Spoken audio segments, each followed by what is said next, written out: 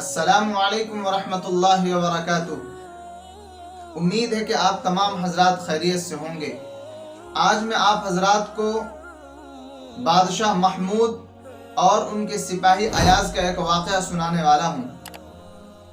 مولانا روم رحمۃ اللہ علیہ نے ان کا واقعہ نقل کیا ہے اور یہ بڑا عجیب و غریب واقعہ ہے۔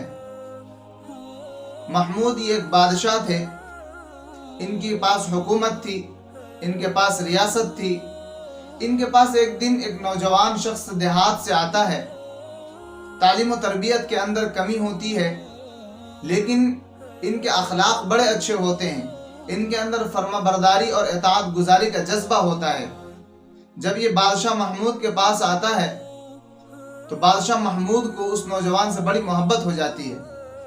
دھیرے دھیرے وہ بادشاہ کے بڑا قریب ہو جاتا ہے، اور جو ان کے سپاہی تھے اور ان کے جو وزراء تھے، ان میں سب سے زیادہ بادشاہ محمود کو یہ محبوب ہو جاتا ہے۔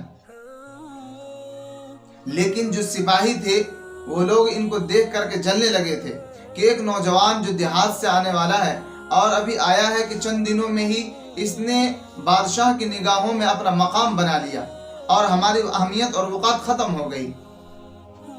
تب ان سپاہیوں نے اور ان وزراء نے ایک دن بادشاہ کے سامنے جا کر کے شکایت کی اور کہا کہ آپ نے کون سی ایسی چیز اس نوجوان کے اندر دیکھی ہے کہ جس کی وجہ سے آپ ان سے بے انتہا محبت کرنے لگے، جبکہ ہم بھی اس لائق ہیں کہ آپ ہم سے محبت فرمائیں۔ ہمارے اندر وہ کون سی کمی ہے آپ ہمیں بتائیں تاکہ ہم اپنی اصلاح کر سکیں۔ تب بادشاہ محمود نے کہا کہ اچھا ٹھیک ہے، اس کا جواب ہم کل تمہیں دیں گے۔ جب کل ہوا تو تمام وزراء کو بلایا گیا اور اس میں نوجوان کو بھی بلایا گیا۔ بادشاہ نے ایک پھل منگوایا جو پھل بڑا کڑوا ہوتا ہے۔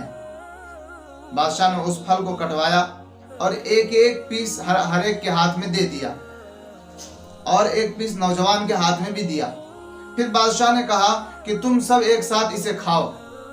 چنانچہ جب سبوں نے کھانا شروع کیا تو منہ کے پاس لگا ہی ہر ایک نے تھو تھو کر کے سارا پھل پھینک دیا۔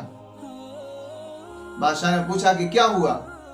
تب ان وزراء نے کہا کہ آپ کا یہ جو پھل ہے یہ بڑا کڑوا ہے، اور اتنا کڑوا ہے کہ اسے نگلنا تو دور کی بات، زبان پہ رکھنا ہی دشوار ہے۔ تب بادشاہ نے اپنی نظر نوجوان کی طرف کی تو کیا دیکھتے ہیں کہ وہ بڑے مزے سے اس کڑوے پھل کو کھا رہا ہے۔ تب وزراء سے مخاطب ہوئے اور کہا کہ دیکھو یہ کڑوا پھل بھی کھا رہا ہے۔ تب بادشاہ نے اس سے پوچھا کہ ایاز یہ تو بتاؤ کہ تم اس کڑوے پھل کو اتنی رغبت سے کیسے کھا رہے ہو؟ تب اس نوجوان نے جواب دیا جس کا نام ایاز تھا۔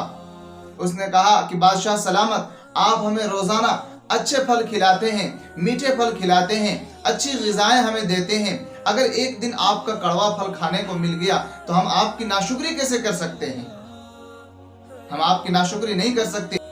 اس وجہ سے ہم اس پھل کو بڑی رغبت سے کھا رہے ہیں کہ چلو ہر روز تو میٹھے پھل ہوتے ہی ہیں، ایک دن کڑوا پھل ہو گیا تو کیا بات ہے۔